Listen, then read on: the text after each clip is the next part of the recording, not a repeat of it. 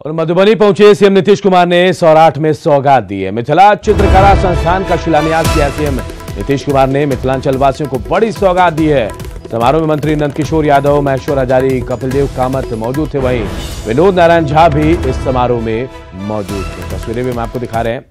मधुबनी पहुंचे सीएम ने बड़ी सौगात दी है मिथिलांचल वासियों को।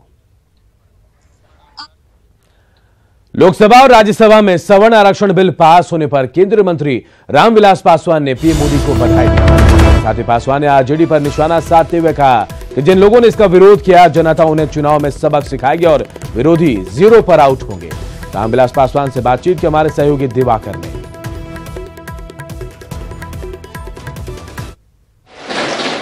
केंद्रीय मंत्री और लोजपा अध्यक्ष रामविलास पासवान हमारे साथ हैं। सर, अब संसद में तो पास हो गया, कब माना जाए कि ये लागू हो जाएगा? और जिस तरीके से सदन में सभी दलों का समर्थन मिला, आरजेडी को छोड़ के, बिहार की अगर बात करें तो आरजेडी ने इसका विरोध किया।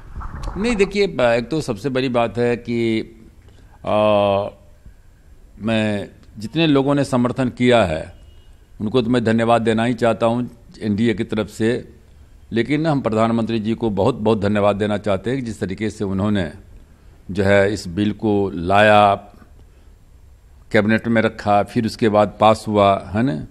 तो इसके लिए क्या कहते हैं कि सरकार की जो नीयत होती है वो सबसे बड़ी चीज़ होती है। लालू यादव ने किया है तो उनके लोगों से अब लोग पूछेगा। रघुवंश प्रसाद सिंह जाएंगे, जगदानंद सिंह जाएंगे, और लोग जब चुनाव लड़ने के लिए बिहार में जाएंगे तो ऊंची जाति के लोग जो हैं वो उनसे पूछेंगे कि भाई क्या कहते हैं कि आज हमारे यहाँ वोट मांगने के लिए आए हो।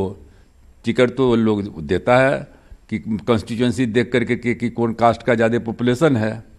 तो जो वहाँ के क्या कहते हैं कि जो हैं लोगों हैं वो अपर कास्ट के, तो उनसे पूछेंगे कि आपने तो वहाँ विरोध किया। विरोधी भी आपके इस बात को तरजीह दे रहे हैं और आगे रख रहे हैं कि आपने ये डिसीजन चुनाव को देखते हुए लिया कि 2019 का चुनाव है, लोकसभा का चुनाव है, और उससे पहले ही आपको झटका लगा मध्य प्रदेश, राजस्थान और छत्तीसगढ़ के चुनाव। देखिए, लोक जनशक्ति पार्टी का जहाँ तक सवाल है, 2000 में जो हमारा नवंबर में पार्टी बनी थी, तब से हम इसमें हमने चुनाव घोषणा पत्र में रखा था, मैनिफेस्टो में रखा था, और तब से हम लोग इसकी मांग क्या कहते हैं कि कर रहे हैं।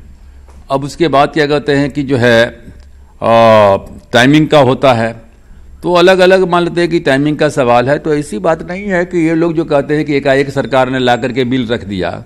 अंदर में क्या कहते हैं कि सारे इशूज के ऊपर में तो बातचीत चलता ही होगा ना। एक लालू यादव क्या कहते हैं आरजेडी थी कि कौन एक नारा दिया था, बुरा बाल साफ करो, भूमिहार राजपूत ब्राह्मण सब क्या कहते हैं साफ करो। तो वो मानसिकता अभी भी काम कर रही है।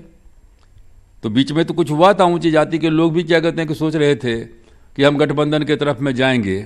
अब इसके बाद से तो कोई नहीं जाने वाला है, कौन जाएगा? तो इसलिए जो है पता चल जाएगा इन लोगों को, जीरो पर आउट होंगे।